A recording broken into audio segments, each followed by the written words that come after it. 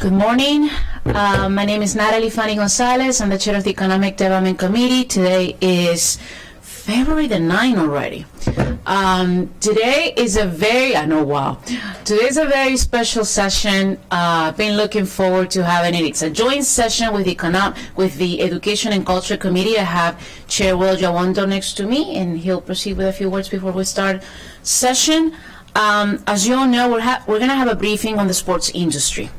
Okay, so if you may ask, why is this happening? Why are we all here today? What is the sports industry about? What made to have this briefing here today? What was the reason? I would say two things. One, I strongly believe that the sports industry is a billion-dollar industry, and you guys know that better than me. And when we talk about sports, it's not just about the athletes and us watching them. It's about the hotel industry. It's about, our transportation network. It's about the economy as a whole, overall. And it's also about making sure that building a pipeline between the school system and this industry, making sure that we have programs between MCPS, and that's why they're here, and Montgomery College, the University of Shady Grove, to inspire kids to join this industry. Maybe you find a kid who says, well, I love soccer. That's great that you love soccer, but you have a responsibility of understanding how to create and maintain a soccer field. The stormwater management that happens on a field, there's a science to it. So it's also a way to inspire and to ensure kids understand the connection between their passion of soccer, and not just speaking of soccer. I could say cricket, I could say, football, and so on. But it's about making sure that we have those connections. Another great example is, you all know about this huge deal of having the stadium from Washington, D.C., and I'm just going to keep it that way, the stadium going from Washington, D.C. to Virginia. In the entire conversation, every single news article that you see up there, the conversation has been D.C. and Virginia. No one has ever mentioned Montgomery County as a possibility to have this huge venue coming in. I think of places like North Bethesda, where we have the old White Flame Mall with Lauren Taylor. What a beautiful location to have something related to sports that will, we have a place where you have the metro right there. We're going to have BRT right there. The infrastructure is happening, but yet, as a county, we're not talking about sports as part of the economy and the investment and the billions that they can bring to the economy. So that's why we're here today, and linking all that with workforce development and opportunities that we're offering to the community. With that, before we start with our amazing panel, I'm going to ask my co-chair, Councilmember Jawando, to offer some words. Thank you very much, Chair Fani-González. Good morning. Good to see everybody. Also excited about this topic. Not only am I still like to consider myself an athlete, I like everything around sports, and Matt knows I spend a lot of money and time at the Soccerplex, as a lot of parents and folks, not just parents from Montgomery County, but folks do around the country and around the region for youth sports, which is a big, huge part of Montgomery County's community. Couldn't agree more with Chair Fani-González that we need to be intentional about creating pathways and maximizing what is already a big part of our community, just kind of naturally. And really appreciate Visit Montgomery's work in kind of laying out some recommendations that I think we can chew on today, and excited to hear about the connection with MCPS. So good to see Mr. Sullivan and the whole crew here. So does anyone play crew? Anyway, but we're glad you're here. So excited to dive in. So turn it back to my co-chair. So before we start with the panels, I'm going to ask Ms. Marilyn Malkinson, who's on Zoom, if you can please. Oh, there she is. As you all know, Marilyn has been staffing this committee since the very beginning, until we finally found the right person to join us. But I'm going to let her introduce Bilal. So go ahead, Marilyn. Thank you, and good morning to the committees. I'm very excited this morning to introduce you to Bilal Ali, who joins us from the planning department. And I know the ECON committee is familiar with Bilal because he presented several times, and we were so impressed by the work that he did at the planning department that we knew he'd be the right person to join us. So I'm delighted to welcome him this morning, and I'll turn it over to him to lead you through the work session. Thank you very much, Marlene. Good morning. Thank you very much for the welcome and introduction. I appreciate it. This is an exciting briefing. I'm happy that this is the first one. It's an exploratory look, as Chair Fani-González and Councilmember Jawando have mentioned, at the sports industry. As was alluded to, the economic impacts on the sports industry in this county today are generally limited to youth and amateur sports, which is a huge industry. And so, we have a panel of esteemed experts with, a range of vantage points here, and so they'll be asked, helping you understand what economic development opportunities there are, whether there are chances to grow that economic impact, whether there are those workforce development opportunities, and whether there are any trade-offs with investment in community development and sort of meeting the demand from residents, or maybe whether there's opportunities to to accomplish both things simultaneously. So we hear a lot of different perspectives, and hopefully be able to think about what next steps could look like and have an interesting discussion. So I'll turn it over to the panelists to introduce themselves. Everyone will speak for about 5 minutes. We have some slides to accompany their remarks, and then we'll open it up for a discussion. Cool. Good morning, everybody. Good morning, council members. Thank you for bringing this topic to the table. It's fun to talk about. All good, feel good stuff. So for those of you who don't know Visit Montgomery and its mission, I'll just share with you. Our job is really to implement programming, sales, and marketing and advertising to help attract visitors from outside the area to come and visit Montgomery County and leave their money and go home. So that is really the overall mission. We are funded by hotel taxes. That is a majority of our funding. So we're very driven in bringing visitors to the county. The first slide is a slide that shows the activity at the Maryland Soccerplex.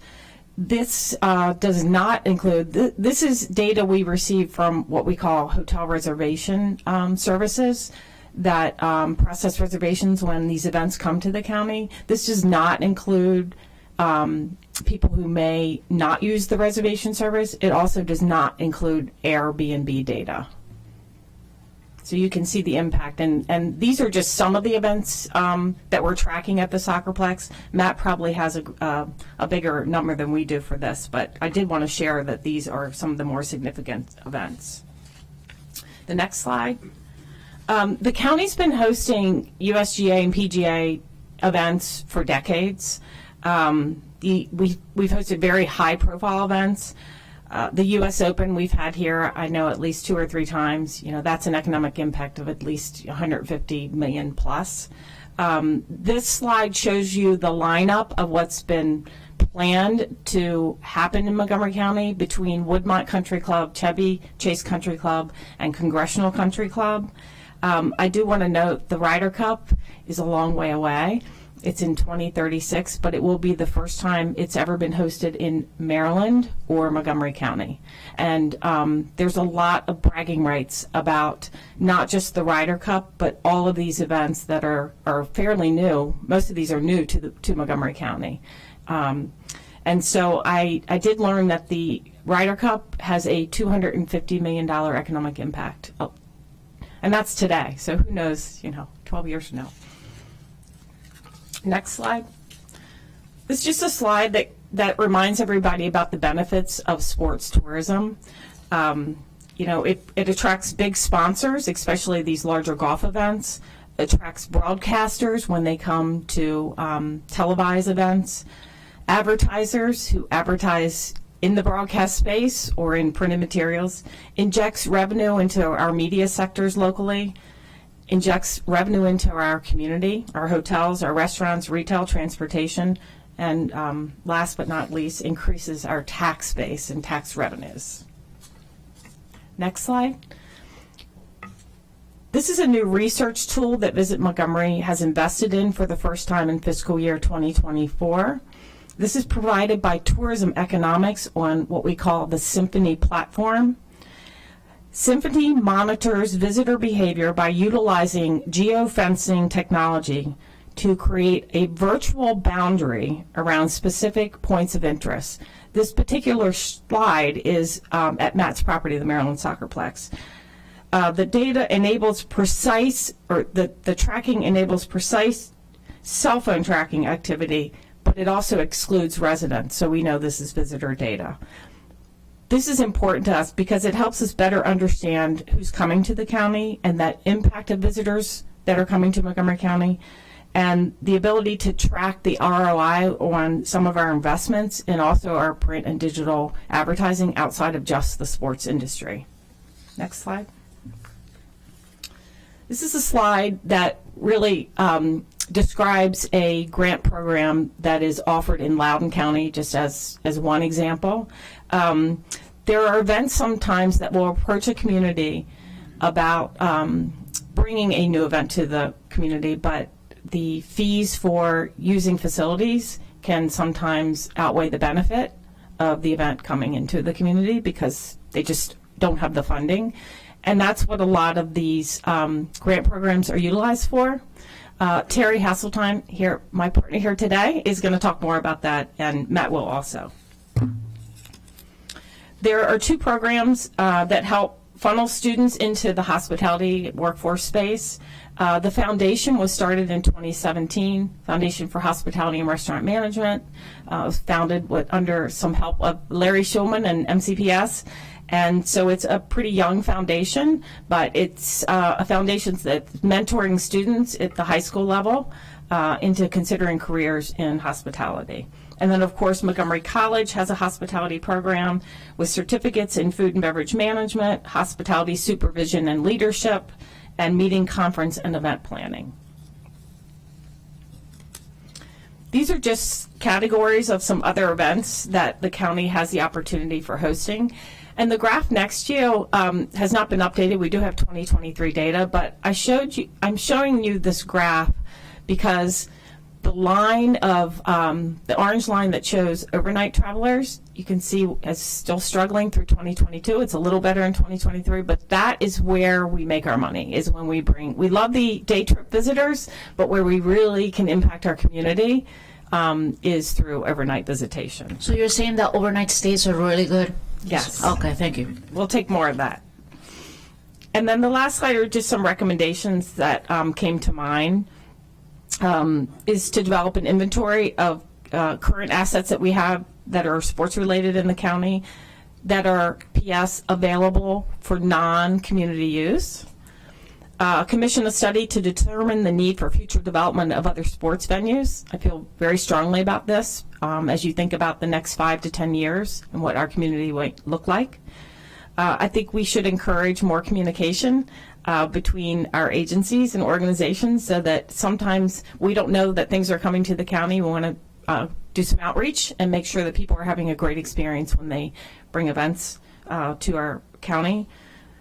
Create a sports grants program, create a policy processes so that we all understand how we can use public facilities for events.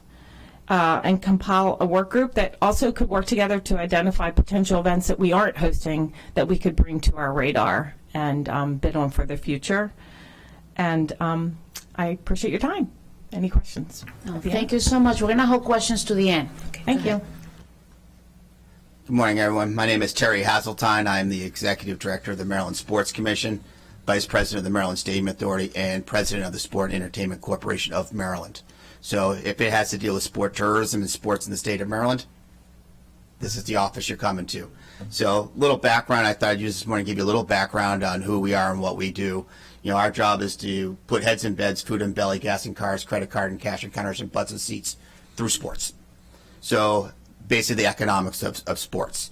So through our office, we're a statewide office. We are, conducive to helping all partners across the entire state. However, there's sometimes where we have to take the ownership of providing resources that might not be provided by a county or by a partner. And why I'm showing you the slide that's in front of you today is to show you the different branches of our office. The Maryland Sports Commission is a division of the Maryland Stadium Authority. We're a quasi-government agency servicing the state of Maryland. Things owned and operated by the Sports Commission itself. The Maryland Spelling Bee. People ask me, why would the Sports Commission be involved in a spelling bee? Well, guess what? It's the #1 televised event after Memorial Day on ESPN. Therefore, we also got involved because the state of Maryland did not have 100% participation in the spelling bee. and we are trying to win the bid to keep the National Scripps Spelling Bee at National Harbor for a 5-year extension, so we had that ESPN exposure. So hence, we own 50% of the state in the spelling bee, and the other counties own the other 50%. Team Maryland, which is our statewide collaboration, which is bringing all of our destination marketing organizations like Kelly and others together to collaborate and promote Maryland as a sports tourism destination, bringing events, putting those heads in beds, bringing that revenue into the state, having people come drop, as I like to say, drop their checkbooks, have a positive experience, go home and brag about their experience in Maryland, and in this case, Montgomery County. And then last but not least, we'll move, you'll see the Sport and Entertainment Corporation, which is our nonprofit arm. We created through legislation in 2017 a nonprofit arm for the sport called the Sport and Entertainment Corporation, which Matt Liber sits on our board. And the reason we created this entity is that the state was investing in events that had long-term tentpole opportunities. And you'll see that later in our discussion when we talk about the Ryder Cup coming and some of these golf events that are coming. But there were sports that were being underserved that needed ownership. And so we recruited the Maryland 5-Star. It's up in Cecil County. It's one of 7 events in the world. International prestige in the equestrian space. The state built a $28.5 million facility for the purpose of that and racing there. And so it allows us to connect the activities that are being underserved in our state. It also has some of the most international viewership of any sporting event in the state of Maryland. We created the Maryland Cycling Classic through this initiative as well. Last year, 82 countries were televised the Maryland Cycling Classic. Way to bring the eyes of the world into the business community through sports to market and promote the state as a global destination. And then in 28 and 32, we have the largest amateur sports multi-sport event in the United States coming to Maryland, which is the AAU Junior Olympics. So all these things fall under our portfolio. But I think for the purpose of this discussion, the next slide is the one that I think will really intrigue the panel and the folks in front of us. We have 2 grant programs through Maryland Sports. One is the Youth and Amateur Sports Grant Program, which Kelly and Matt tap into regularly to support events and activities that they're either trying to recruit and or grow and expand. It's named after Michael Aaron Bush, which is obviously his support and love for what we do in this space is very important.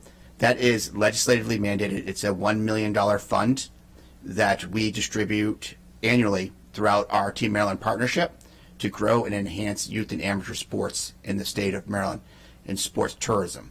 The other grant we have, which also is formulated a year later through House Bill 897, is the Major Events Fund.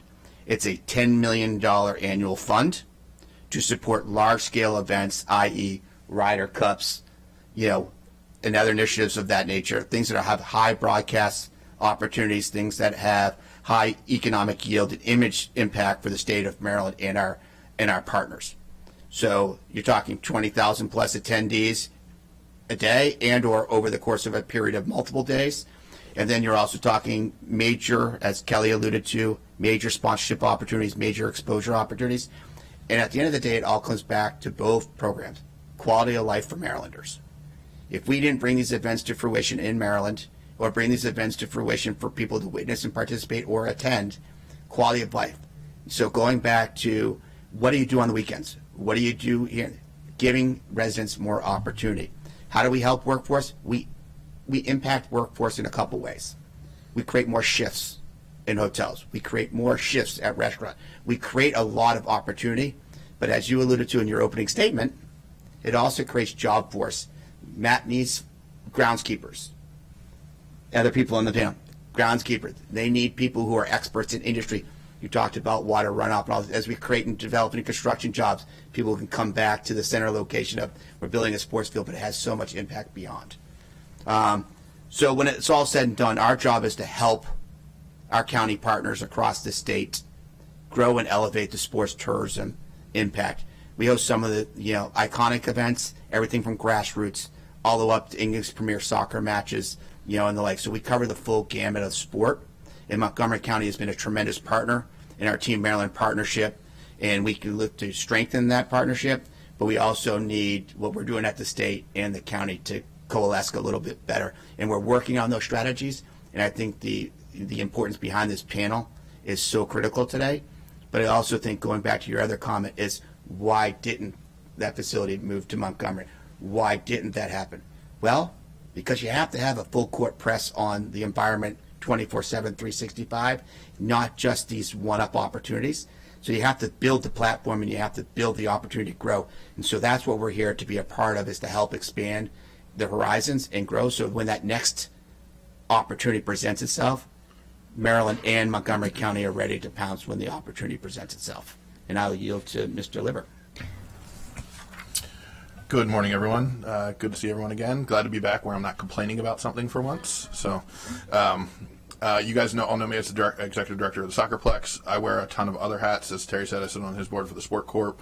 I'm on the board of directors for the Maryland Tourism Coalition, and a lot of what I'll talk about today, I sit on the board of directors for the Sports Events and Tourism Association, which is the trade group for our industry. Terry's actually a former chair of our organization. You want to hit the next slide? So who we are, so we represent destinations, so groups like Kelly, CVBs, sports commissions like Terry. You can click through for the next two.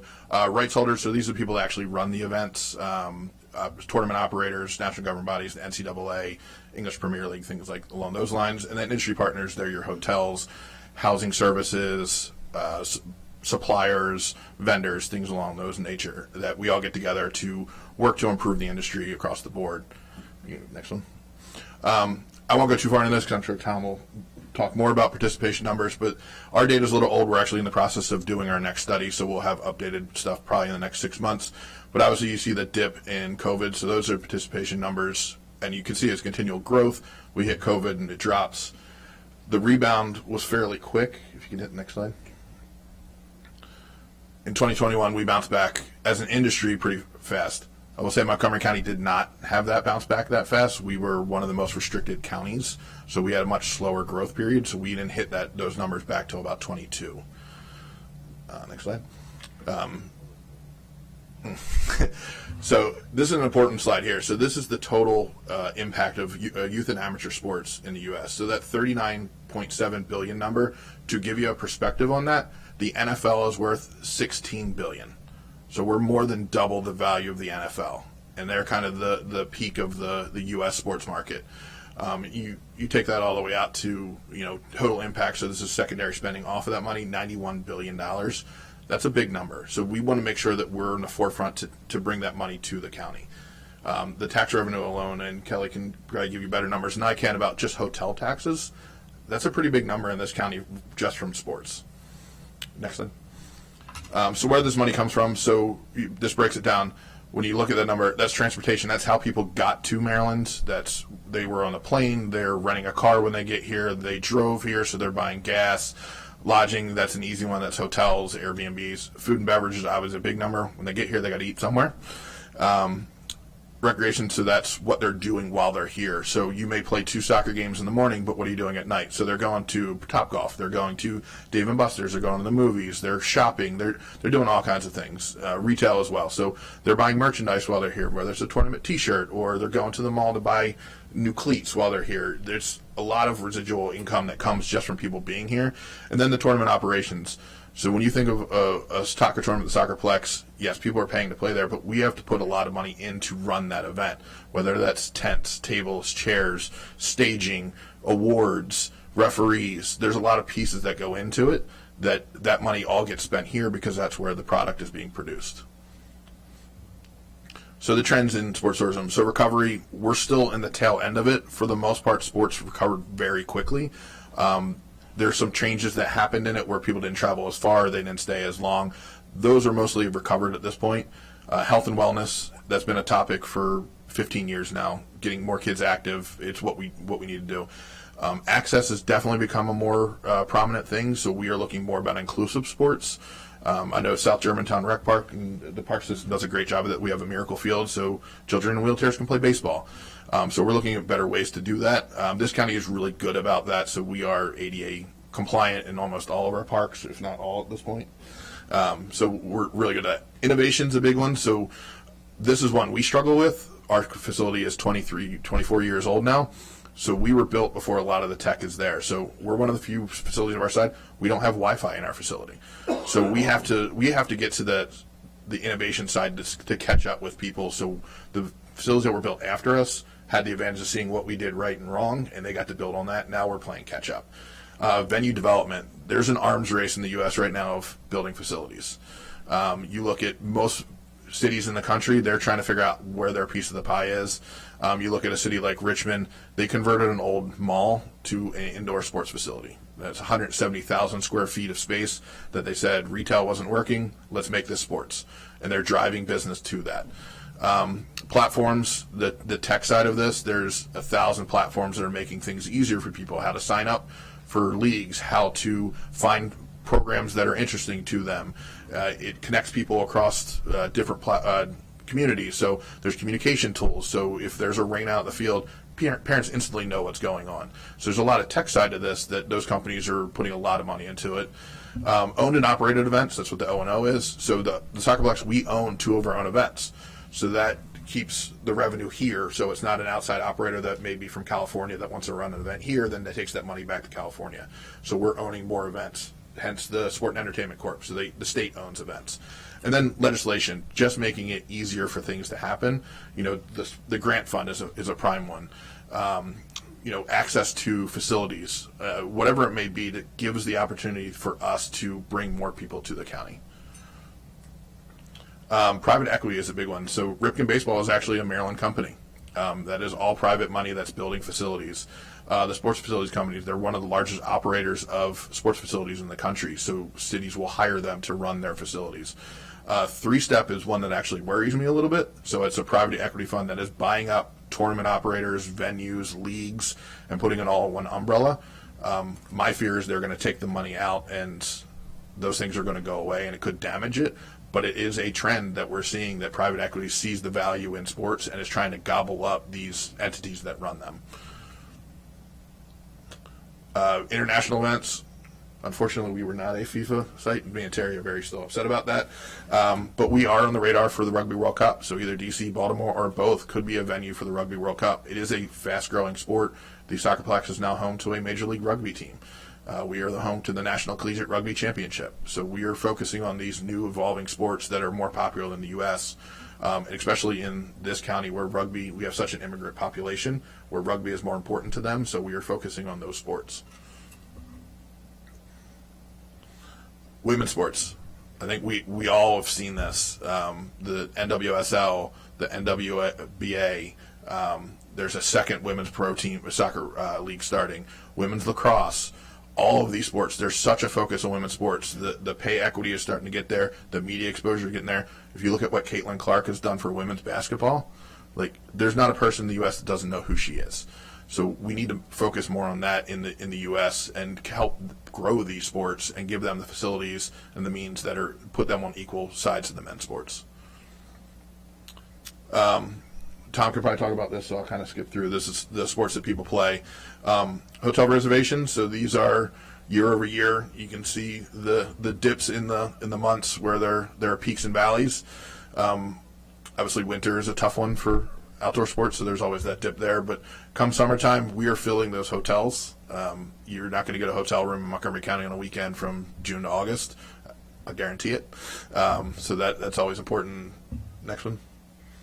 So the cycle. So we bring visitors in, they spend money, there's an economic impact to the business.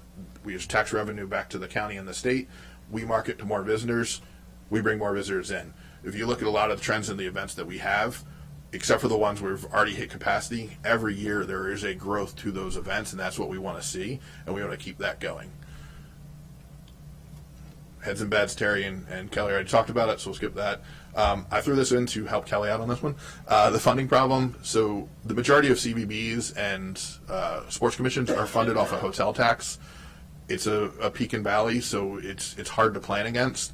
And one of Kelly's recommendations is that grant program, a dedicated fund that would allow Visit Montgomery to go after. And this doesn't necessarily have to just be sports. It can be after music festivals or meetings or conferences. Things of that nature gives us a leg up. And I can tell you, once you cross Virginia and go south, every state, every city, every county has a grant program that makes it very hard for us to compete. When I was on the event operator side, I could go to Richmond and not pay for one field because the city picked up the tab. We don't have that opportunity here. The state fund is great, but it's $1 million that has to cover the whole state. That's not a lot of money when you pull that out across everything that happens here. So expanded definition of success. While heads and beds and tax revenue is important, that's the economic impact of tax revenue. Civic pride. Kelly talked about the Ryder Cup. We would be the few places that have had it in the U.S. Health and wellness. So legacy, we've been more focused on this as well. So when we have an event operator coming in, what's the leave behind? One of the things me and Terry are very proud about when the World Cup bid, even though we did not get the bid, we are not a host city, our legacy program is already up and running. And some of it happens here in this county. So we have access for kids in low-income areas to play soccer. And we do that through Maryland State Youth Soccer. We do it directly through for Montgomery County Public School Systems. We go to the school systems and do that. Community connectedness, we're in media, education, sustainability. We just put 1,400 solar panels into the Soccerplex, so we're about 70% of our electric use. So it is very on top of our mind to do that. So economic impact of the Soccerplex. So this is from 22. I don't have the full 23 data yet. If you want to hit the next one. So we had 13 events. You can read those numbers. We had 240,000 participants in 22, just under 1 million visitors, almost 400,000 from outside the area, 32,000 hotel rooms, 5 million hotel expenditures, 400,000 hotel tax. That's just the Soccerplex. We're one entity in the county. So when we start looking at other facilities, putting other opportunities in there, that number goes way up. And this is on a down year for us. This is when we were still recovering. We didn't have a tournament until June of 22. So it's only about a half a year. Our number for 23, I'm expecting about 1.4 million visitors and probably above 40 million, 42 million for economic impact. So we are trending back up. It's important to keep us going. Thanks. Good morning. Thank you for having us this morning. My name is Darren Fluchet with Montgomery Parks, and I'm here with Carl Weber, our athletic field planner. So hopefully when you hear someone from Montgomery Parks talks these days, you hear about the pros plan that we developed and what we think of as the purpose of parks. So we say why do we have parks? We think that parks serves three primary purposes. One, promoting physical activity. Two, back please. Two, promoting social connectivity, right? Creating a place where people can come together. In this case, watching sports, and you'll see some familiar faces there in the middle. And three, supporting environmental stewardship. So this is an example on the right of us now moving away from pesticides and manually removing weeds from our infield there. So sports really encompasses all three of the reasons why we think we should have parks and do have parks. Thank you. So Montgomery Parks owns and permits 314 fields. There are over a variety of different sports. Please note that soccer and football fields also can accommodate lacrosse and field hockey. But you see, softball and baseball, and then we also have an increasing number of cricket fields. Along with our fields that we own, we also administer the maintenance contract on 209 fields for Montgomery Public Schools, and these are permitted through CUPF. One of our recent projects, and thank you, Council, for funding this project, was a collaboration project with MCPS where we renovated their two school fields at Blair High School. We are almost finished. We have to put lights up at the practice fields, but those fields will be going into CUPF for permitting this year. Also note now that puts 5 lit fields in one location in Down County. We also have enterprise facilities, which is our revenue generating facilities. So we have 2 ice rinks and 2 tennis centers at Wheaton Regional Park and Cabin John Regional Park. Next slide. In 2023, we had close to 200,000 hours of permits for our athletic fields, spanning over 600 permittees. Next slide. As you can see, baseball, softball are still pretty high in popularity, but obviously soccer's catching up. Cricket demand is increasing. And then we have a variety of other sports, including rugby, which is slowly increasing. Our ice rinks had over close to 8,000 hours of permits, and those are limited indoor facilities, so that's a lot of use for those facilities. Next slide. So Montgomery Parks has 300 special events in our parklands. A lot of these are local events, but some of these are more regional draws. So these are two examples of non-team sports. So Moco Epic is a 100-mile bike ride, which is a regional draw. And then the Parks Half Marathon is also a national drive draw, as we had over 200 participants from out of state, some as far as California and Washington. Next slide. And of course, we do also have tournaments. We had 26 tournaments that were on our facilities. There's a soccer match at Blair Stadium Field that was an international match, and that was a week-long tournament. And then we also get a lot of surrounding counties that permit our fields, like DC and Howard County residents and Frederick County leagues. So the British Embassy was an example of that. So next slide. So, as Carl mentioned, we have a large inventory of fields, and we also have a large demand for permitting those fields. And so, one of the things that we just want to flag as we serve our county of 1 million residents with a variety of sport activities is balancing the demand between out-of-county and out-of-state users, which has the benefit of what we're here today to talk about, which is tourism dollars, with the needs of our daily local leagues and other users who use our field. So just keeping in mind that balance, I think Soccerplex is a really good example of a tailor-built facility that is built to accommodate large tournaments and large users. That's not something that we necessarily have growing on trees in the Parks Department, but we can be strategic about developing large-scale facilities that can be regional draws.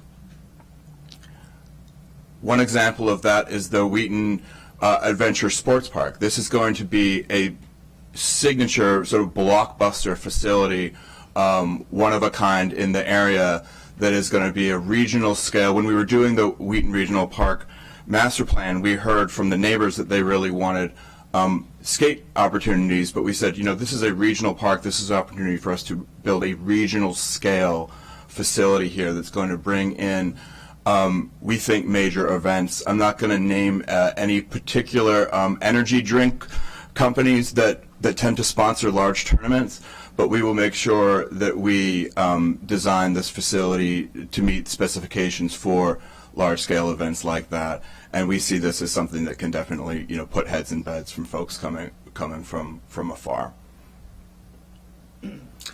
Today there's a focus on workforce development. So we have a large workforce who currently works on our athletic fields. We have 200 to 300 staff who at least sometimes work on maintaining our athletic fields. It's a big part of what many of our maintenance yards focus on day to day. And any particular day, you may see between 60 and 90 folks working actively to maintain our fields. And we're always hiring. I just happened to look this week to see if we had any jobs related to athletic fields, and sure enough, you'll see athletic field technician, which is a seasonal position. We're always recruiting and hiring folks for that. And when you come in at that seasonal level, you have opportunities to move up the ladder to parks maintenance worker, which is a merit position, to a leader, to a park manager, and beyond. But we need good folks that come with the skills able to do that. So while we certainly can and do recruit and train in-house, it's very helpful to have people already equipped with those skills to do those jobs. We've had good success, in particular with stormwater management folks coming out of this Montgomery County program.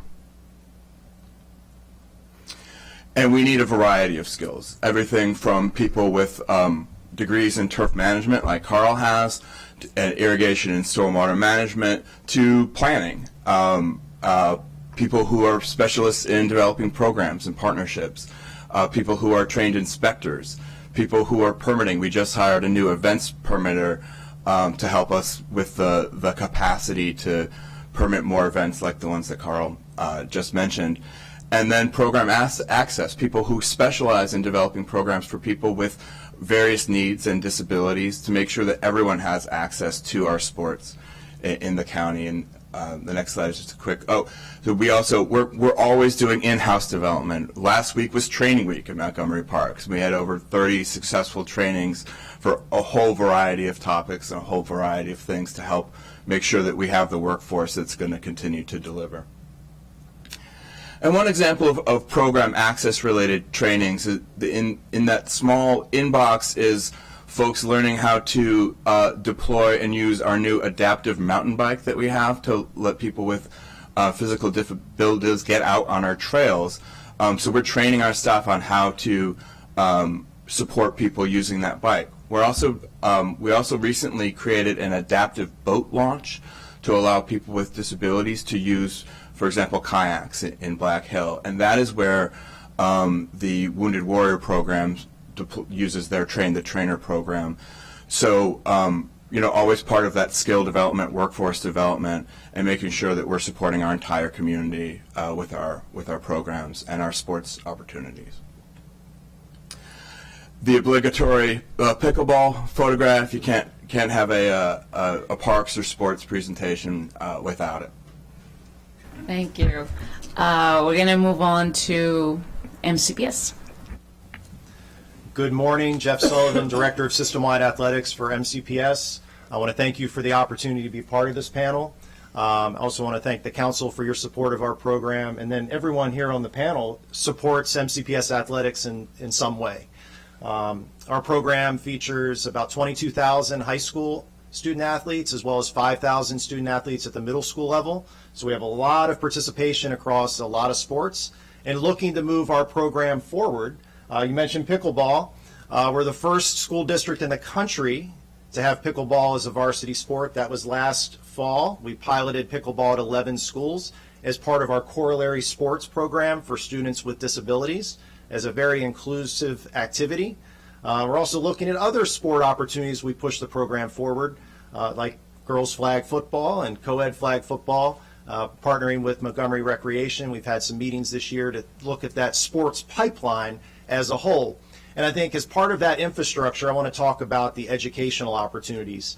The sports world has so many different professions there, from coaching, officiating, the sports medicine piece.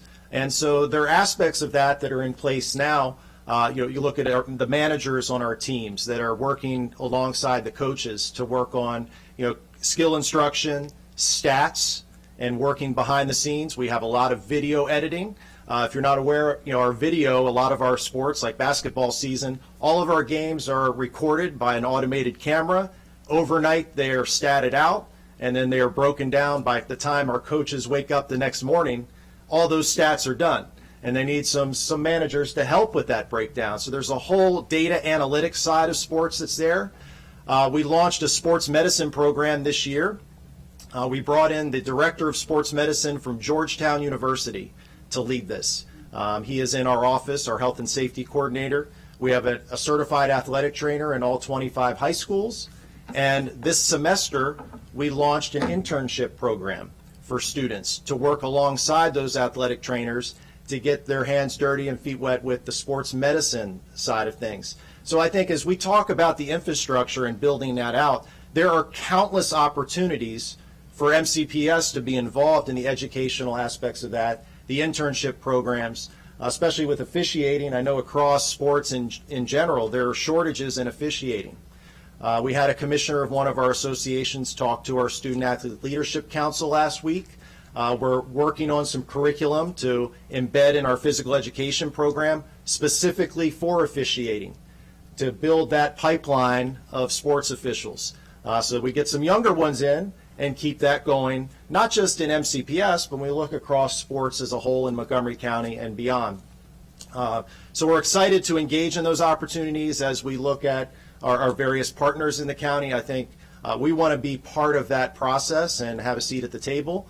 The Montgomery County Sports Advisory Committee, I know we'll hear here in a couple minutes, but we're excited at that pipeline, right? And we talk about 2- and 3-year-old all the way to college, the pipeline of sports, and how do we work together to provide those opportunities. I'm real excited about the early conversations, and I'm glad that MCPS Athletics is part of that process.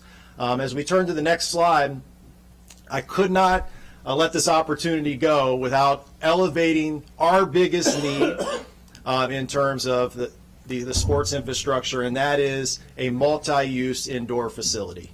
And so a field house, an indoor track facility, there is one in Prince George's County. That's where our indoor track season, almost all of our indoor track meets are down there. We would love to bring that here from a sports perspective. Personally, we mentioned Richmond, I was just in Richmond last weekend as a cheer dad, going down there for competition. Would love to have a facility here where we could host a big event, not just from the sports aspect, but the indoor graduations. Right now, our graduations for our high schools are in various locations. I mean, how great would it be to have a venue here where we could have all 25 high schools graduating, keeping that closer to home for our families? So I think the opportunities here are endless for us to plug in from an educational aspect, but as well as a programming aspect from a sports perspective. So again, I appreciate the opportunity to be here and look forward to more opportunities. Thank you so much. We're going to move on with Mr. Tom Cove. Morning, everyone. My name is Tom Cove. I'm wearing two hats today. First and most important, I'm the new chairman of the Sports Advisory Committee. Thank you very much to Councilmember Albornoz for driving that to fruition. It's 17 members of the community and has had a terrific integration right out of the box with all of the county-based organizations, schools, CUF, parks, recreation. Super impressive because the citizens on this committee come with an agenda, and they're bringing it, and it's a little bit challenging. And they named me chairman. I'm not sure I want to do that at this point because everybody's got a great idea. And what we are finding most important is that everybody's willing and able to listen and get to it. This is the first time we've gone public right here, so thank you very much for inviting us. I also, in my day job, am the president and CEO of the National Trade Association of the entire sports products industry. We own a research facility that is the most respected, most cited organization in the world about sports participation in the United States. I spend most of my time, 35 years, talking about youth sports participation. I would just make the comment that Montgomery County is very far ahead. Sitting here as we sit here, you look at the soccerplex. Challenge because it was so far ahead and now people are starting to catch up. They have to do things, but they have always been on the front end. We just sit here and Jeff Sullivan starts talking about pickleball. It is the fastest growing sport in America. It is definitely going to be a high school sport in the future. Montgomery County is already thinking about that. This track and field thing, the #1 sport in America for the last 100 years in terms of high school participation has been boys tackle football because they have so many people on a team.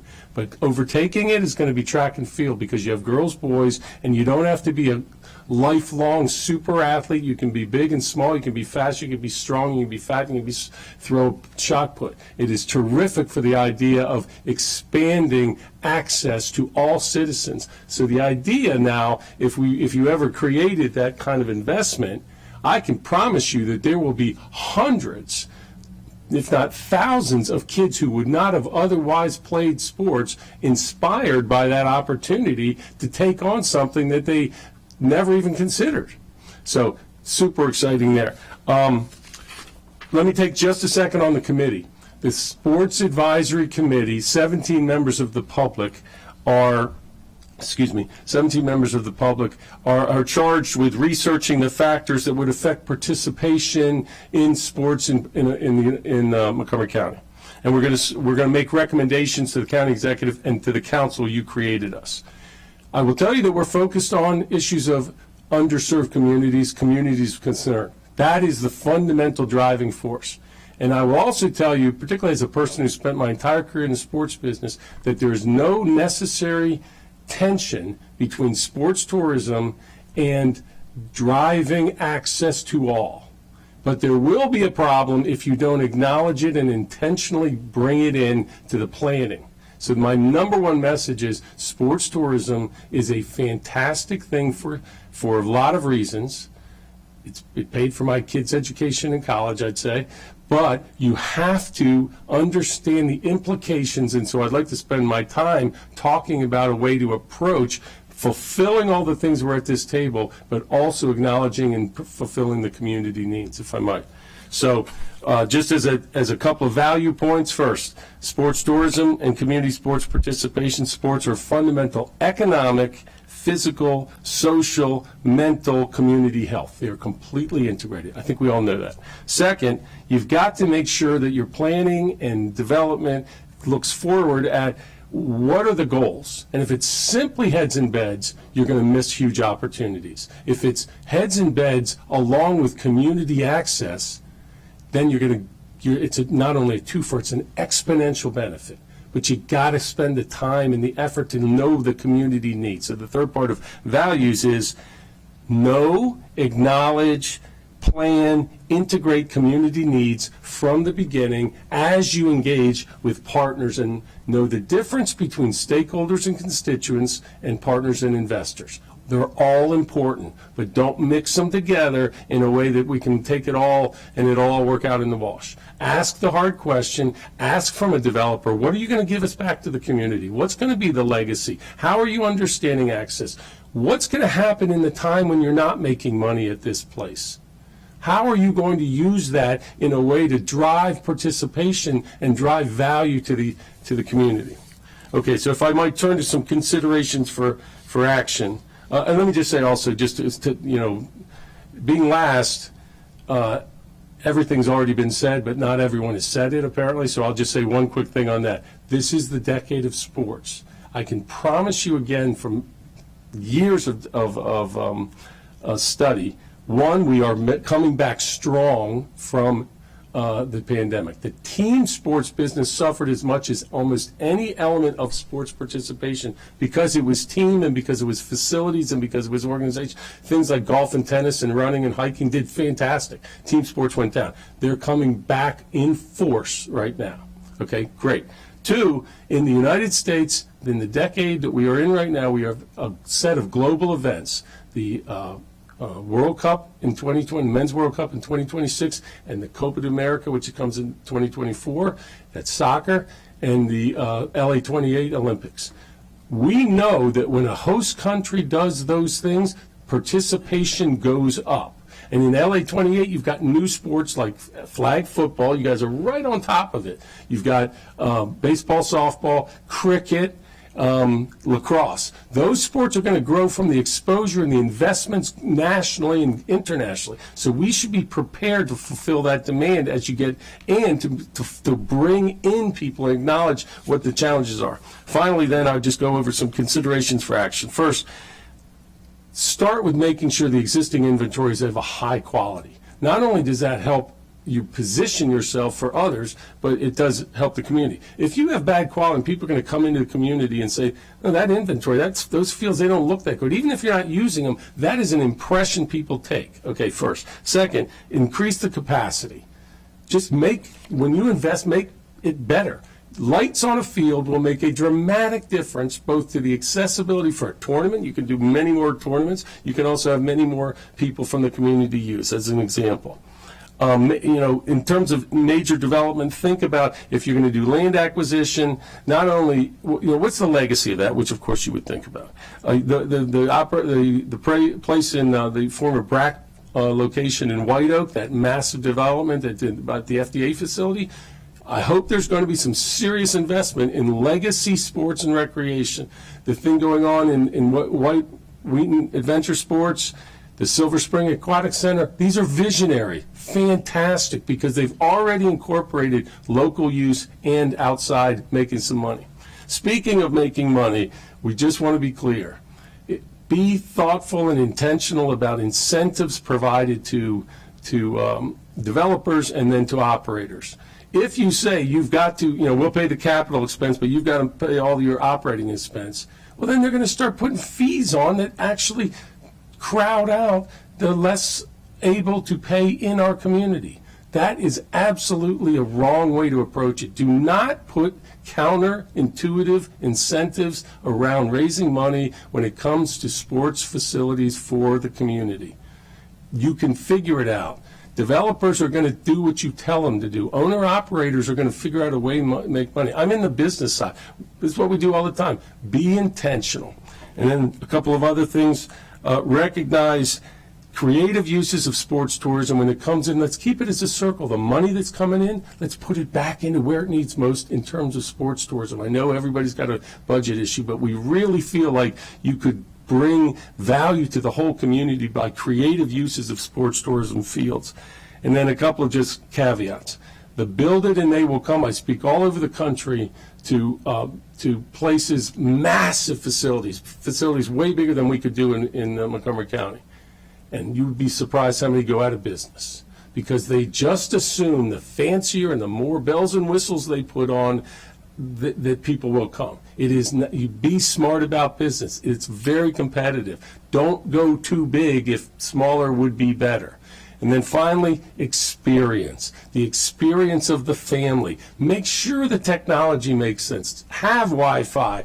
Have good communication so if you're going to change things, if it's going to rain, if it's that. That's what people expect in tourism and in the community. Let people react and understand what their value point is as opposed to just tell them and not think about their experience as a family. So I'll stop there and thank you very, very much for the opportunity. And thank you, Councilmember Albornoz. On behalf of our Citizen Committee, we'll be back if you'll have us. We have lots to offer. No, that was great. What a fantastic panel. I want to thank each of you for your experience, your participation, and your passion and love for Montgomery County in the sports industry. We're going to start with Q&A. I'm going to start with my co-chair, Jawando, but before I do that, just because of your remarks, what came to mind was last summer, I helped a group of immigrant women host a softball league in Wheaton Regional Park and in other fields across the county. There were women from mostly from Montgomery County, but we had some from Virginia and DC who came in, and it was intergenerational. Pretty much I helped them secure spots in our fields so they could play. They played for about 4 months, and it was beautiful. Having not just the mom, but the daughter and the grandma play together and against each other. We have a video about it, which I'll share with you so you can see it. But it's having the community involved. That is what it's all about. And after each game, they went out to eat. So money came to my district just because they play a lot in Wheaton. So anyway, with that, I'm going to start with my co-chair, Councilmember Jawando, for questions. Thank you. Agreed. Wonderful presentations. Thanks for all your excitement and all this great work. There's a lot to dive in here. I'll limit myself. I'll be a good co-chair, and I'll just ask 2 questions. The first is related to the piece that we were here and why we did a joint with ENC, kind of the workforce development, how we're preparing the next generation to engage in the economics and careers related to sports, right? Obviously, there's huge benefits in youth sports participation, and as everyone has talked about, those numbers are going up. We're expanding sports. We did touch a little bit on some of those pathways, but I want to hone in. For example, I don't know if the Soccerplex, Matt, I'm put you on the spot. I feel like you guys participate with Summer Rise, for example. Do you know what that is? I do know it is. We do not. Okay. We do other workforce development. So a lot of ours Carl's in the same boat. We can't find qualified groundskeepers, so we started an apprenticeship program. So we have four apprentices in the program now that are getting real field work. They're working at the Soccerplex, but we also put an educational system together where we bring in outside speakers, and anyone knows our head groundskeeper, he's world renowned, so he teaches some of it as well. So that's really where our workforce development stuff comes in. The Summer Rise for us is hard just from a capacity standpoint for what we have going on during the summer. Right. It's hard to have someone manage it. It's hard. We struggle even with interns because we can't supervise them enough because we're so busy over the summer. Yeah. It is. We do pay for it though, just FYI. So it is free. It is free, folks. 20 hours a week. So I will put another plug in, and people have good experiences. And we never have enough people hosting. But I would say to anyone else on the panel, how are you integrating the the economic side of preparing students and exposing them? You have an apprenticeship program? Visit Montgomery. Anyone else want to speak to that? Yeah, we're actually in the process of creating a program called Propel, which is launching to go into underserved communities and in the university system provide apprenticeships and internship opportunities. It's a multi-year program. Not only does it give them access to what we're doing here on the local level, but it also has an extension to take them to the national level, where they'll get a chance to experience the sports ETA, in which Matt is a board member of, in trying to make sure that we're diversifying our workforce as well, and making and understanding the climate that is ever shifting, and also because they bring in the voices of what's coming up into the workforce that we're currently, a couple gray hairs here and there, we're on the weaning part of the workforce, but what's the next workforce expecting? So our Propel program is really about establishing a holistic approach about bringing people to the sports tourism industry. I appreciate that. Just would encourage us to keep thinking about that. And we've talked about this in MCPS. We always want to create additional pathways into all sorts of fields. And to this point of this being the booming industry, it's big. And we know how expensive it is for a lot of people to participate in youth sports. To your point of access, right? If you look at, you got to pay the fee for the team. You got to pay. I mean, there's a lot of things that go along with it, the equipment. And so really want to focus on that. My second question, you raised it, and it kind of went 1, 2, 3 here. Building a big facility. Look, we all love that idea. We talk about it every year with MCPS graduations when we're down at Dar Constitution Hall or on a field or something. But the flip side of that is be careful. Like, don't just build it without knowing how you're going to use it all year and what that's going to be, and don't go too big. So what are some of the factors in what's the analysis based on this panel? Is that what we need right now, based on your opinion of where we are with the growth and the capacity? And what are you? I see nodding heads. So what are we basing that on? And can we just get a little into the data of that? I can speak just from an indoor sports standpoint. Yeah. I have basketball operators that run tournaments at our facility that have to limit the number of teams because I only have 8 courts and they have nowhere else to go. We can't take cheer and dance because our ceiling heights. There's a lot of factors in it. We have center columns, so we lose a lot of things that need with a wide open space. We turn away a lot of business when I go to a trade show where we're meeting with groups that want to bring business here. We don't have a facility that can meet their needs. So I have to send them to another part of Maryland to keep it in state at best, because we can't handle it here. Between the convention center and us, we're the 2 biggest spaces, and we can't do a lot of events just between the 2 of us. Kelly? Councilmember, just 2 comments. It should be multi-use, so it fills current voids we have in the meeting and event space. Okay, we don't have exhibit space or expo space, so I think keeping that in mind is really important, that it's multi-use. And spectator seating. That's the other challenge we currently have.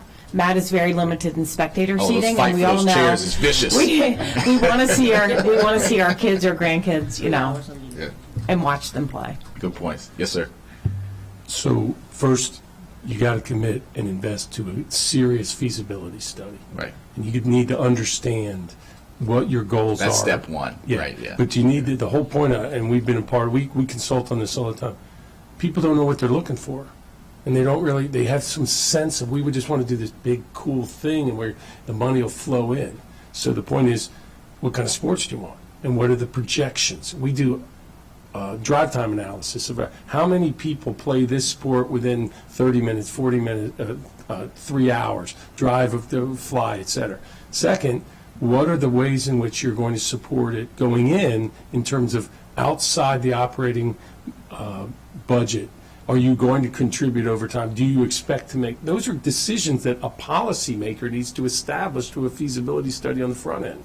Like, we intend to do this. Are you going to take the entire capital cost? We'll cover that. And then the operating cost is going to be different. Do you expect it to be a private-public partnership? What is your expectation of the private sector profit? These are basic ideas that people don't like to talk about, but it helps a lot to get them done at the front end and have some community understanding of what the goal is. And then finally, just to repeat what I keep saying, just acknowledge that it's not going to be filled by paying people all the time. Let's make sure it's a system that was designed to encourage community use in an economic and appropriate way from the beginning. Thank you. Can I add one more point to that? Okay. Also look at your displacement. Where are you spending money currently because you're having to move everything out of county or outside of the general marketplace, and where are you spending those? Where are the schools spending their money right now to have graduations? Where is all that dollar being spent? Right. If you were to able to put it and reinvest it back into whatever the feasibility is, and Tom's spot on, phase one is feasibility, but if you start looking at the incremental costs of all the things that you're sending Montgomery County residents outwards to get, and you were to keep that revenue in here, that you could probably underwrite a significant part of this, and it's just about moving the buckets around a little bit. Appreciate it. Thank you. Thank you. So One last comment on that, council member. go ahead. I And we're shared, going to keep them brief. I because- shared a That's such a study good with question. Palau on a feasibility study for an event space, and he has a copy of it. Say it It's from again. 2007. From 2007. Okay, it's a little. Yeah, no, we need to update it. So one item that the committee, this joint committee session will be looking into the feasibility study for the multi-use indoor sports expo facility, and we'll look into that study, but definitely needs to be updated. With that, Councilmember Gabe Albornoz. Thanks. I need to take a deep breath because I am super excited about this conversation and going to try to suppress that excitement, but it's going to be hard. So I've shared this story before. Sports runs deep in my family here in the county. My dad played on Montgomery College's first varsity soccer team with his brother. He likes to tell the story that it's not that he was that good at soccer, he just spoke Spanish and knew the rules, so that's why he made the team. But I just want to provide a little bit of context because there have been recent, actually, feasibility studies on this. And the bottom line is I love the recommendations. We need to, in a first phase, and it makes all the sense in the world, do a better job of taking a look at our current inventory of sports facilities and venues in the county, look at the quality of those venues to determine, who's got what, and then on a corresponding level, conduct that feasibility study. The county has had some swings and misses over the last 16 years that I'm personally familiar with. The first was Billy Ripken and Cal Ripken came to Montgomery County with a proposal to place a very large baseball facility in Latonia. It fell through because they were unwilling to put the necessary capital up, and the county's part of the deal was going to be too high. Flash forward a few years later, when the DC region bid for the Olympics that ultimately went to LA, the natatorium would have been in Clarksburg because we had conducted an analysis then and have on the books the development of an aquatic facility in Clarksburg, but that fell through. And two others, the Tiger Woods Foundation kicked the tires on purchasing Northwest Golf area. That fell through, but he was interested in bringing a PGA event there. But the one that is the most recent that I'm familiar with was when the Monumental Sports was looking to house a new training facility for the Wizards and a permanent home for the Washington Mystics. They actually settled on Ward 8 and Silver Spring as two viable options. And I was working for the Leggett administration at the time. There was an economic analysis which confirmed that, remember, we're the 9th largest media market in the country, that Montgomery County could sustain and the region could sustain and was hungry for an arena somewhere between 8,000 and 10,000 seats, very similar to the Patriot Center in Northern Virginia, that could house concerts, that could house Disney on Ice, and that would need an anchor tenant, ideally a minority sports team. That could be hockey, that could be basketball.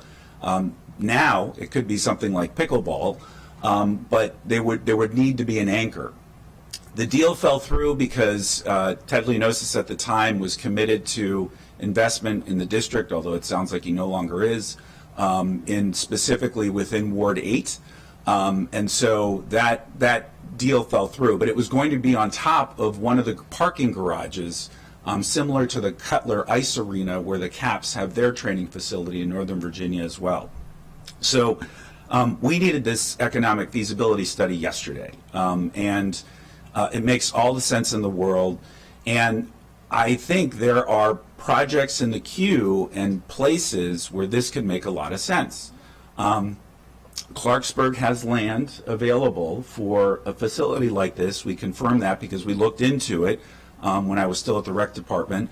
We also have some exciting plans with Montgomery College in the eastern part of the county, and some real potential opportunities there for us to create this type of a facility. But we have to be intentional moving forward, and this absolutely, in my humble opinion, warrants county and state investment to meet private developers part of the way, because if we do this right, it will host high school graduations, it will potentially be a conference center, and I don't want to quote the exact number, but I was shocked when I learned how much each graduation costs at DAR Constitution Hall. It's millions of dollars. And so that money can and should be reinvested in our community. And I do think that Kelly's shop makes the most sense to run point on the development of this in partnership with MCEDC and several of the partners that are at this table, because this doesn't perfectly fit in any one category, but I think it makes sense, and we should empower you guys to do something like this and then come back and report out what you find. The last two things I'll mention before getting back in the queue are, I can't tell you how many conversations I've had with neighbors and friends about, having to drive to Aberdeen or Baltimore or Howard County for tournaments because we just don't have the venues that we need, like Soccerplex. We need more of them. And there absolutely is a market for that. And we will need to look at the types of field types that are on these types of fields. I know there's understandable concern about synthetic turf fields, but their utility and their cost effectiveness are unequivocal in terms of how much use they can and should get and would need to get for us to be able to sustain the business side of this, because Tom's absolutely right. The St. James, which is in Northern Virginia, which is a spectacular facility, and the Wayne Curry Sports and Learning Complex, which is in Prince George's County, is not printing money. They're very thin margins because of the cost to operate these facilities. And so you have to be intentional about making sure you enhance that utility, which I think is going to be important. And then once we do increase the supply, increase the quality of the supply, then we do need to be intentional about ensuring that they are first and foremost accessible to our community. And we can do that in a variety of different ways. I think that we should be phasing out CUF as an enterprise because this is something, people pay taxes here. They should have access to these facilities. And we should establish, sort of a curve there to make them more accessible. We haven't mentioned aquatics, but that's another huge area of growth. Tom touched on it with the new Silver Spring Aquatic facility that's coming online, but we should double tap on that because that is a tremendous growth opportunity as well, and it's a lifelong sport. We have a number of seniors that access our pools, and there's this constant fight and tension over the lanes, and we just need more of the supply. So let's think big here. Let's swing big here because we're going to reap the benefits of this for generations, both in access to our residents, but then also in overall economic development opportunities. But we have to be strategic about it.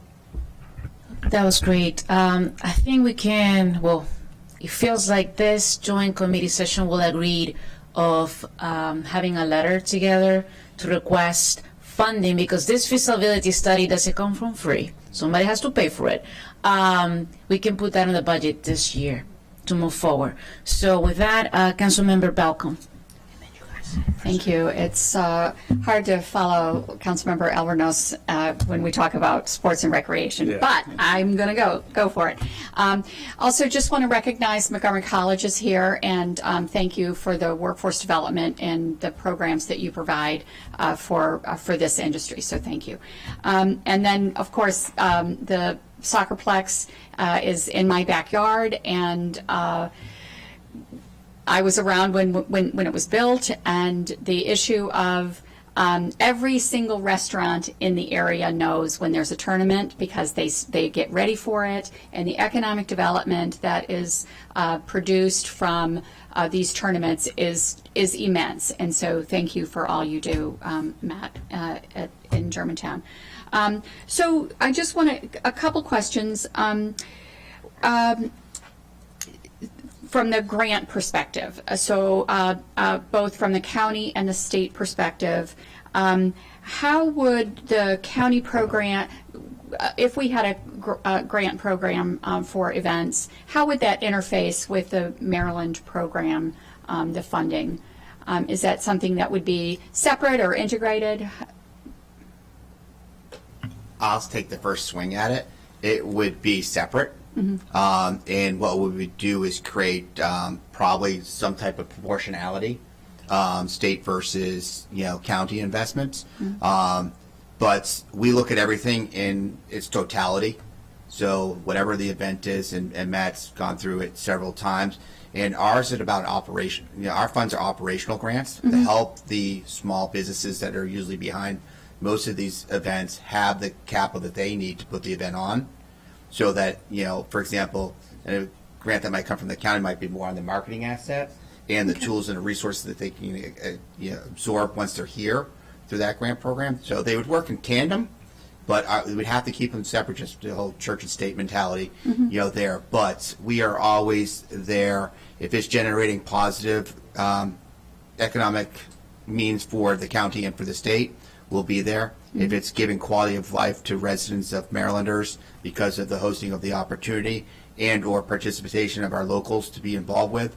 One of the things we always talk about, Matt and others talk about, is how much space is being left for the local teams to participate in the global event. So if you're having a 1,000-team tournament, and just to keep round numbers even, are we putting out 25% have to become from the local environment so that we're giving access at the same time we're generating revenues for the county. So the things that all the panelists have mentioned, how do we create that balance between the locals and then the out-of-towners using it?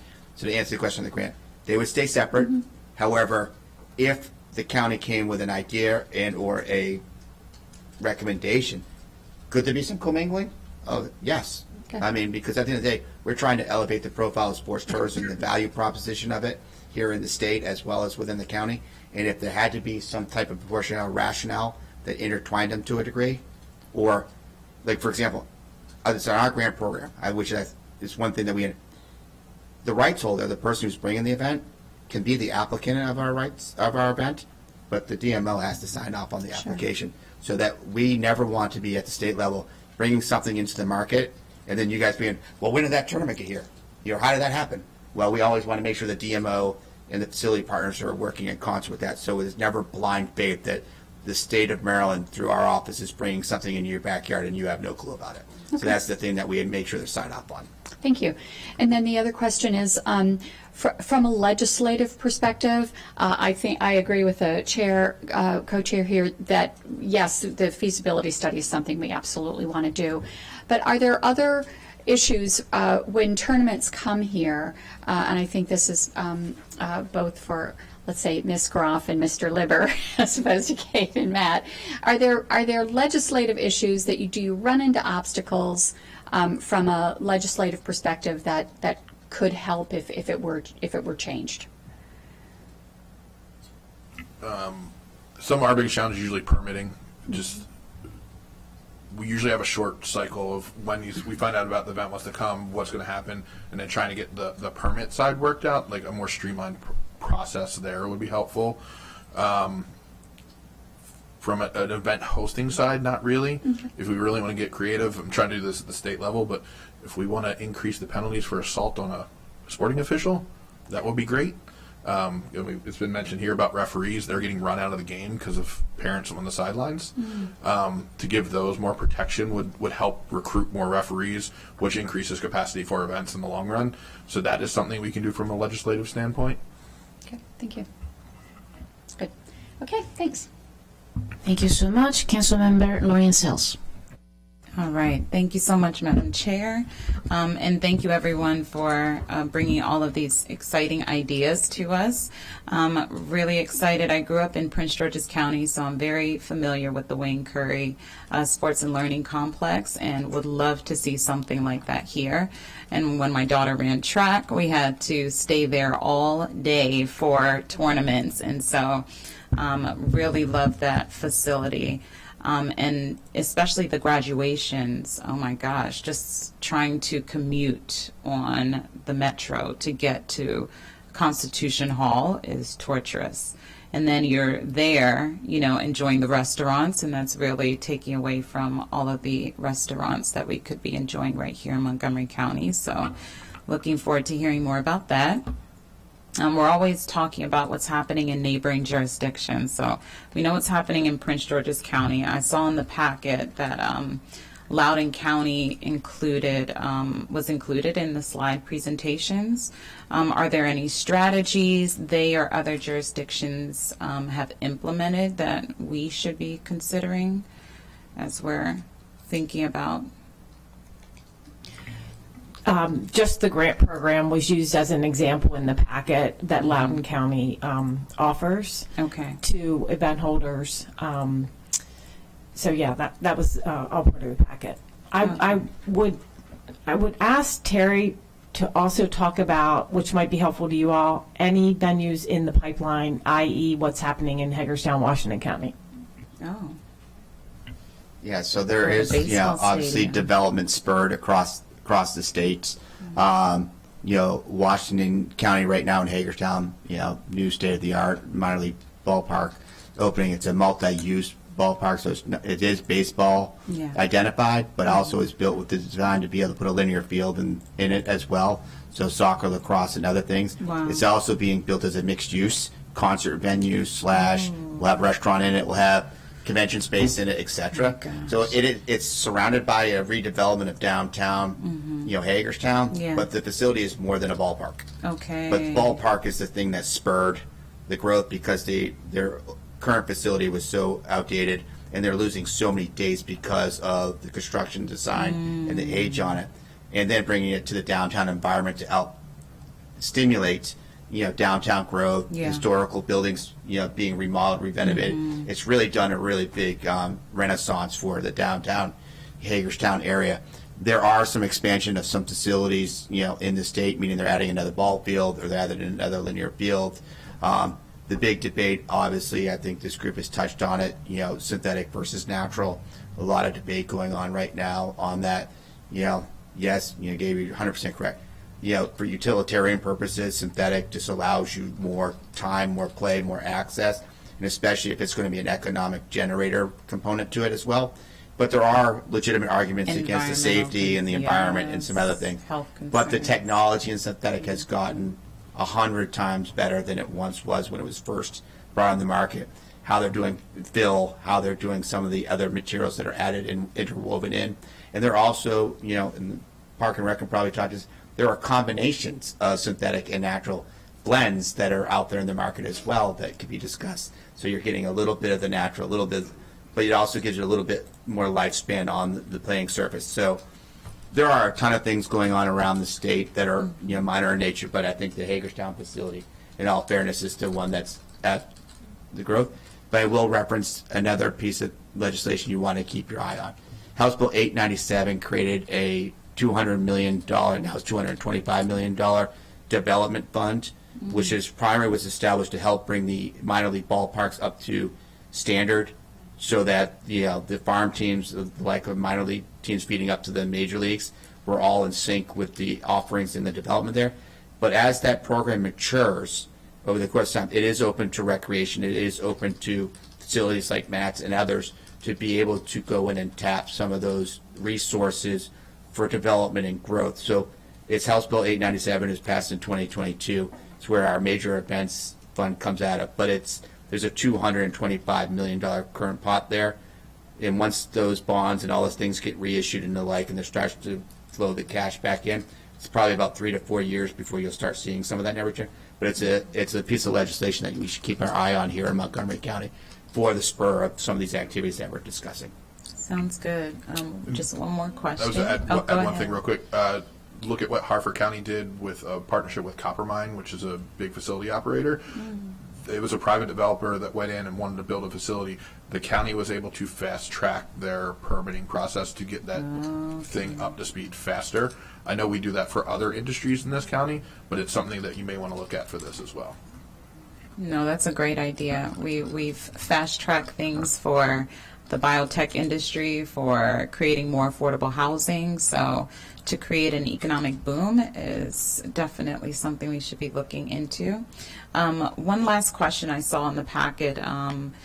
What's our process for collecting community feedback based on the soccerplex facilities and other, recreational facilities? I know that some of our residents may not be able to use the facilities, and so some are being turned away. And so how are we evaluating the usage for residents and non-residents who are using our facilities?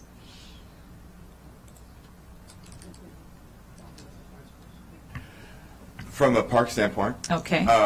we do two things. The first thing we did when Carl shifted from the operations side to the planning side was to really get to the bottom of our inventory.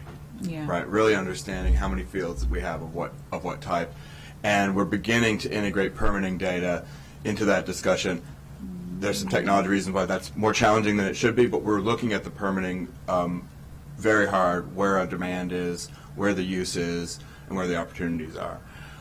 Anytime you talk about a parks project, you talk about public engagement, those two things go hand in hand. So whenever we do a new project, we go out to the community and say, what are the amenities, facilities that you're looking for? So we always have robust conversations about what the type of sport is, the rectangle field versus the diamond field versus now cricket, circle fields. So we always have basically an ongoing conversation with the community. Carl and I are both participating in the Sports Advisory Committee and hearing a lot of really good input from them on the needs from an equitable standpoint. Yeah. When it comes to things like the larger facilities like Soccerplex, I think I'll hand it to you. Yeah, so obviously we're a little different since we are a private entity. We are on park property, so we operate slightly differently. But I will say we are reactive to what the needs in the community are from a programming standpoint. So when the Soccerplex was started, it was easy to say we were 95% soccer. We are no longer 95% soccer. We're only about 60% soccer. So we do a lot of lacrosse program. We have flag football coming in. We do a lot of rugby now. We're starting an adult basketball league. So we're getting feedback from people that call us and say, hey, I want to do this. And we figure out a way to make it work. Our biggest problem is we're 24 years old. We have a lot of historical users. We only have so much calendar space. So we've had events that have been here for 24 years that will continue to be here for another 24 years. So those weekends are taken. And then we have, just like parks, we have to rest fields on the outside to make sure we maintain quality. So we're just limited on calendar space at this point. But we have adjusted in what our mix is, so much so that we're in a process to rebrand to no longer be the Soccerplex, but be more inclusive in all sports. Okay. If I might, this is a little bit of field from this hearing, but in the Sports Advisory Committee, the issue of facilities and access is probably the single starting point. And there's a lot of energy around that. There's particularly a lot of energy around how is the community being asked and how are they being listened to. And we would ask that we have a chance to come back in a way to speak to it, particularly things like we believe a community liaison on the ground in places like Montgomery Village, White Oak, Langley Park, where they can talk, the person representing the entire ecosystem can talk about how communities can access the opportunities in sports and recreation. Because you can put a program in Montgomery Village, there's a dramatic demand but somehow it doesn't get all filled up sometimes because there is a breakdown in that communication. So applaud your question, and I think it's a much bigger one, probably outside the scope of the sports tourism, but it's fundamental to the question of sports in the county. And we'd love to be in more contact with you. Sounds good. And I saw you join. Yes. Adrian Clutter, Montgomery County Recreation. And so I would say it's part of our natural process. We're hearing a lot of buzz right now with the CIP.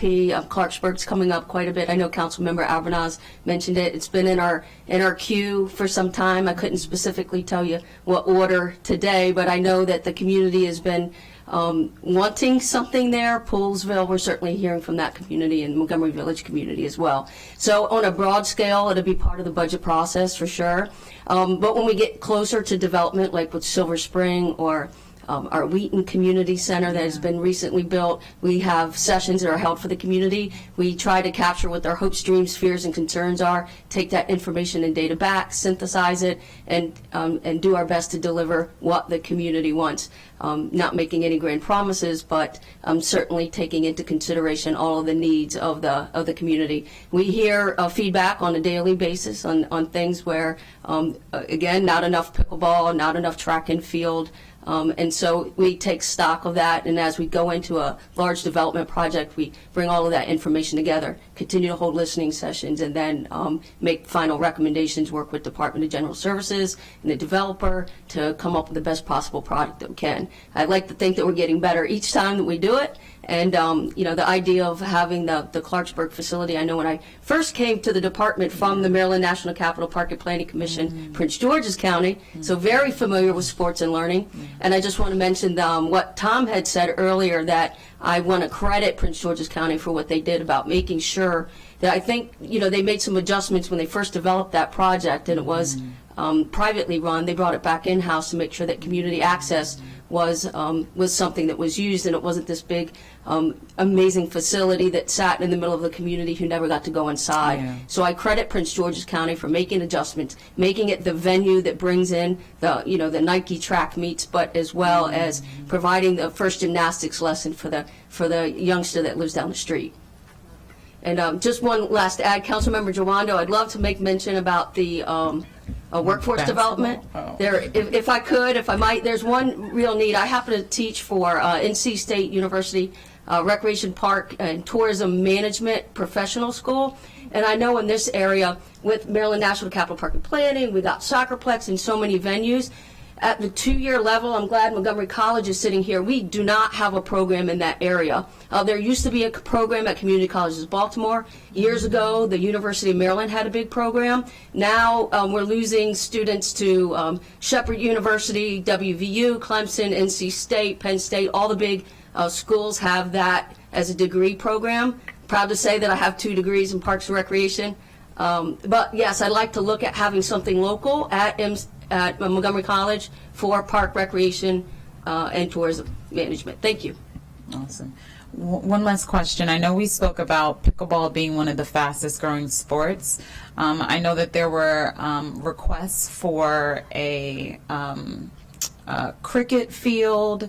There's also equestrian sports are also very big here in Montgomery County particularly, and just wanted to know what the usage is with the Poolsville. I think they have the Polo Club, and I don't hear much about what the usage is there, if anyone has any information about what's happening there.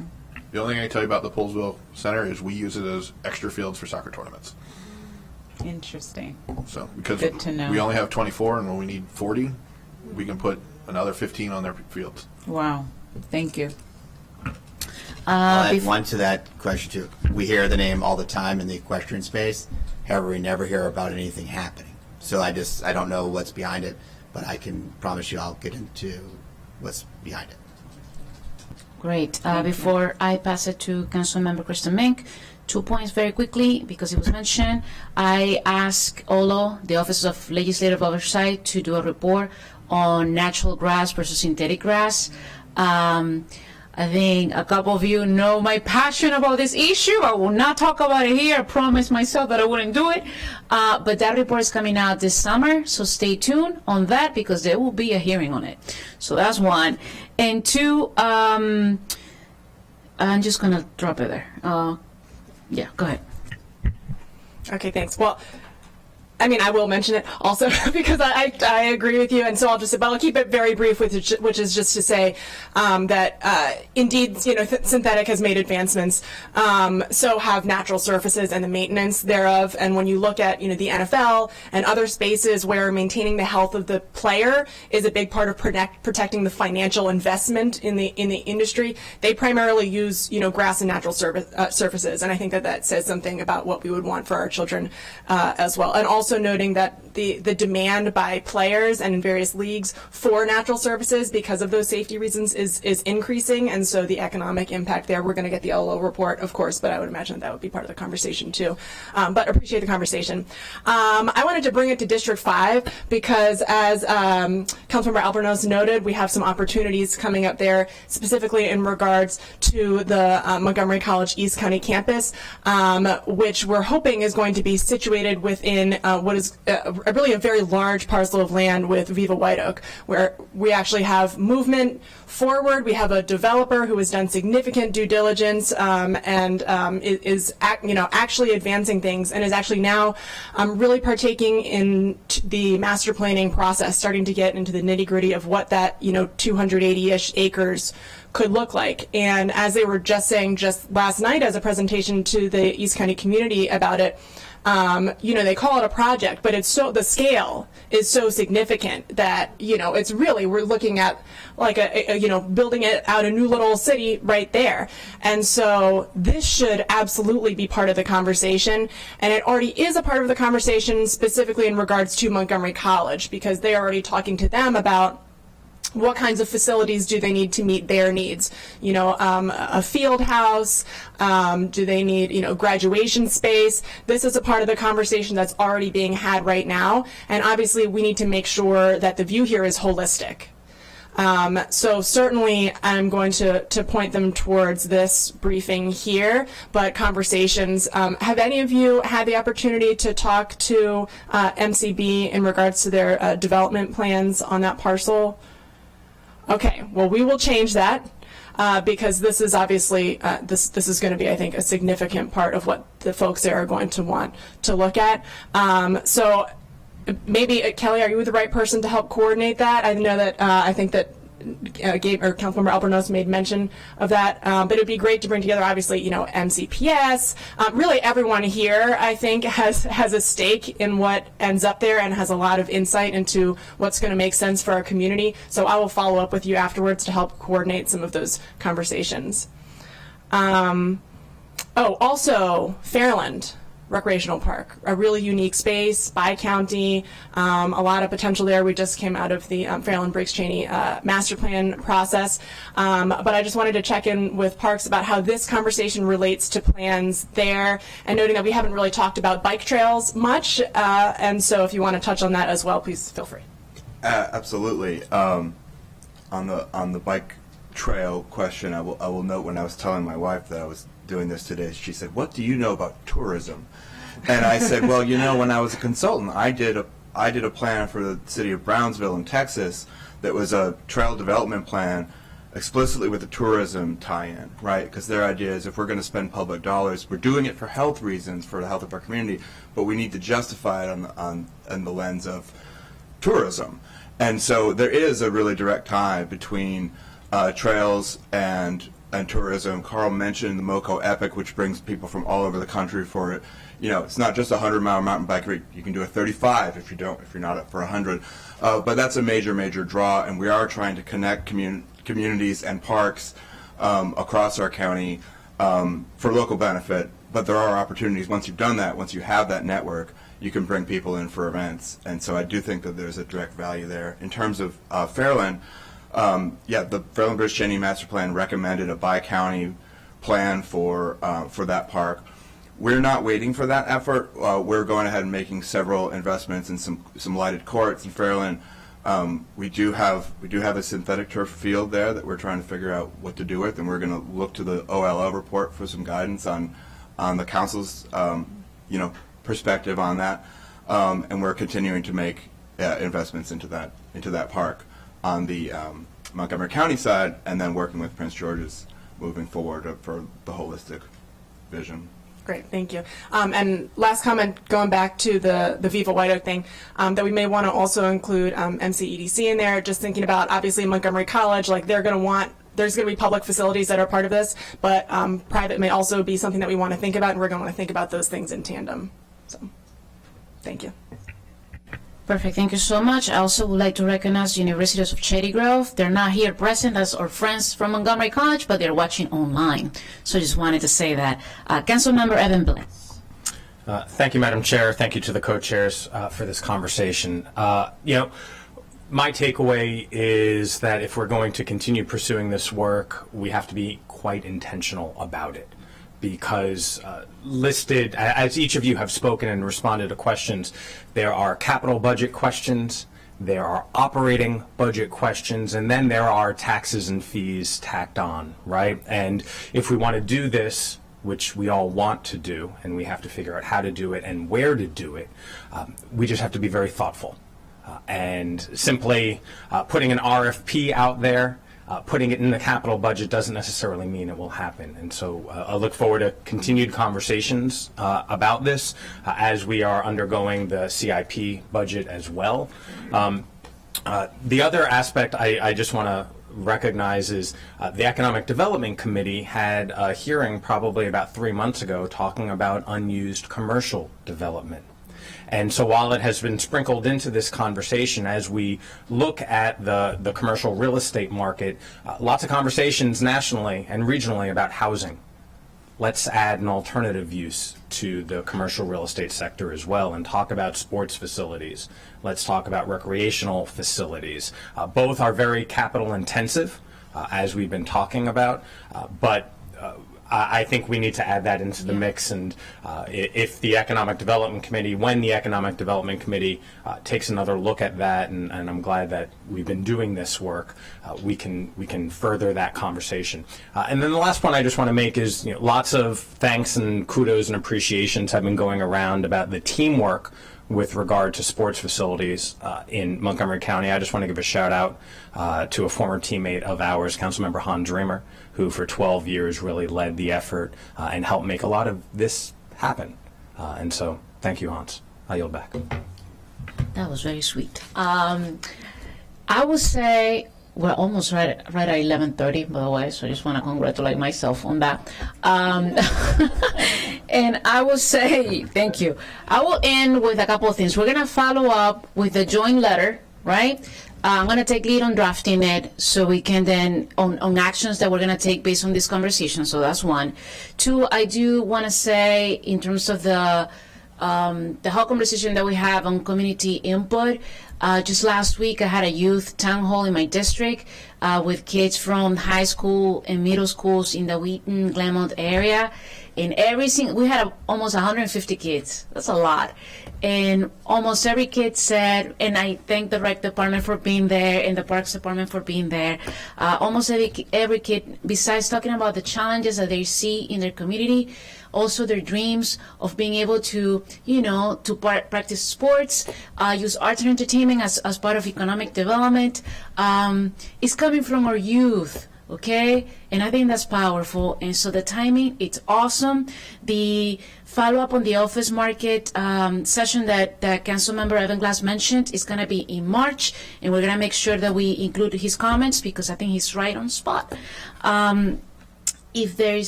And thank you so much for being here. If there are no more questions right now, we're going to end this session and just look forward to your emails and read them with all the follow-ups that we're going to be doing. Thank you again, and we're adjourned.